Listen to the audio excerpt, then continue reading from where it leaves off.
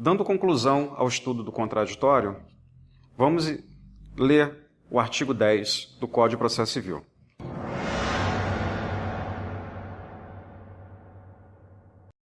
Diz assim o artigo 10. O juiz não pode decidir, em grau algum de jurisdição, com base em fundamento a respeito do qual não se tenha dado às partes oportunidade de se manifestar, ainda que se trate de matéria sobre o qual deva decidir de ofício. Vamos reler?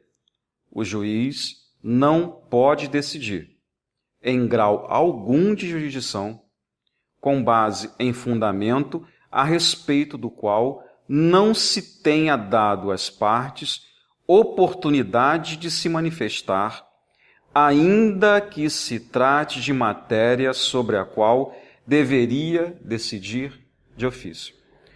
Observem que essa parte final do código, desse dispositivo, quando diz ainda que se trate de matéria sobre a qual deveria decidir de ofício, isso aqui nada mais é do que aqueles casos de norma de ordem pública. Vejam, aqui eu gostaria de fazer com vocês algumas remissões para que a gente possa entender esse dispositivo. Vejam que essas remissões que nós vamos fazer vai funcionar como se fosse um reflexo imediato desse artigo 10, que trata exatamente sobre a aplicação do contraditório nas chamadas normas de ordem pública. Primeira remissão que eu quero fazer com vocês aí está prevista lá no artigo 332, parágrafo 1º. Deixa eu confirmar. 332. Vamos lá. O artigo 332 está no capítulo da improcedência liminar do pedido.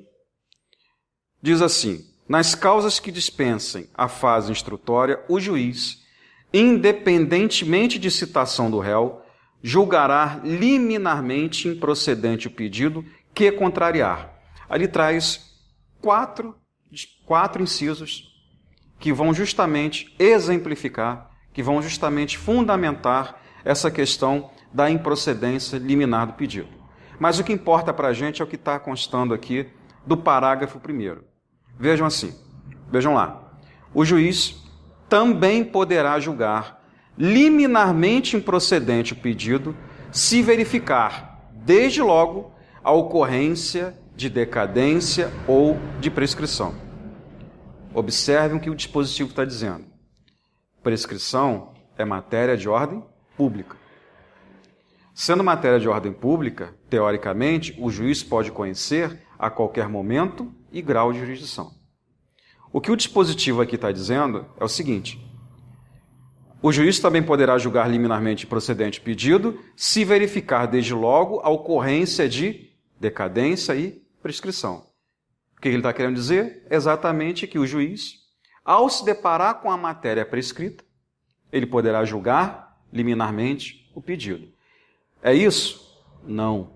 Vocês têm que tomar cuidado exatamente com isso.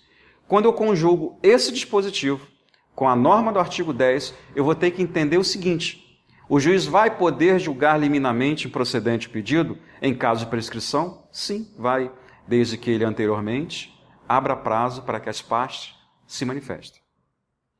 Princípio do contraditório. Outra remissão está prevista aí no artigo 337, parágrafo 5º.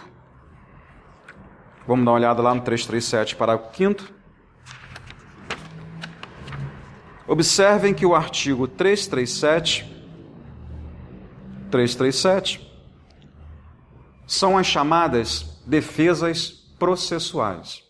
Mais à frente, nós vamos ter um tempo só para tratar dessas defesas processuais, das chamadas defesas de preliminar imprópria, defesas de preliminares próprias, ou seja, são aquelas matérias que só podem ser alegadas na contestação sob pena de preclusão.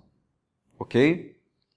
Só que eu quero chamar a atenção para a regra constante do parágrafo 5º. Diz assim: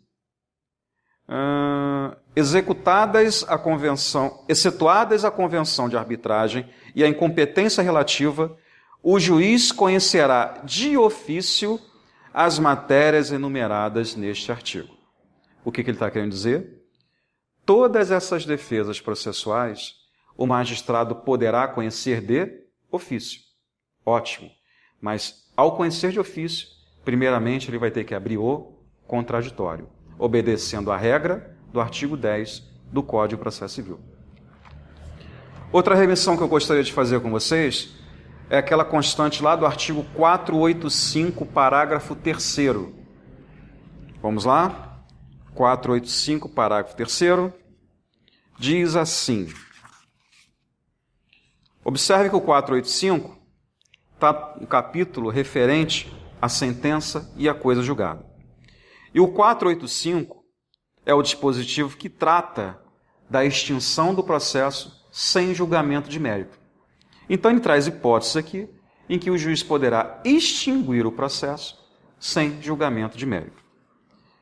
Mas observe, exatamente para o ponto nosso de estudo, a regra que consta do parágrafo 3º desse artigo 485. Diz assim: o juiz conhecerá de ofício da matéria constante dos incisos 4, 5, 6 e 9, em qualquer tempo e grau de jurisdição, enquanto não ocorrer o trânsito em julgado. Conjugando esse dispositivo com a regra do artigo 10, eu vou entender o seguinte: antes do juiz proferir essa sentença de extinção, ele primeiramente vai ter que abrir prazo para que as partes falem no processo, obedecendo o princípio do contraditório. E por fim, para finalizar o estudo de hoje, eu gostaria que vocês fizessem a última remissão para o artigo 921, inciso 3. O artigo 921, inciso 3, vamos lá, 921, inciso 3, está lá no capítulo da suspensão do processo de execução. Está lá escrito, suspende-se a execução. Aí ele traz aqui 5 hipóteses de suspensão da execução. Mas eu quero chamar a atenção para uma regra específica desse capítulo de suspensão da execução, que vai ser uma matéria, um tópico de estudo mais à frente. Mas eu quero chamar a atenção para um incisozinho em especial, que é justamente o inciso 3. Diz assim, suspende a execução, inciso 3, quando o executado não possuir bens penhoráveis. Por que eu estou chamando a atenção para isso? Prestem bem atenção nisso. O Código de Processo Civil cria uma regra para os casos em que, não se localizando bens passíveis de serem executados, o devedor possa, ou credor possa, pedir o sobrestamento ou a suspensão do feito. Mas a grande dúvida que pairava sobre isso, dizia exatamente sobre a regra de prescrição nesse período de suspensão.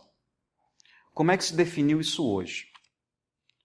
Não se localizou os bens, expediu-se os ofícios pertinentes, não conseguiu localizar nada.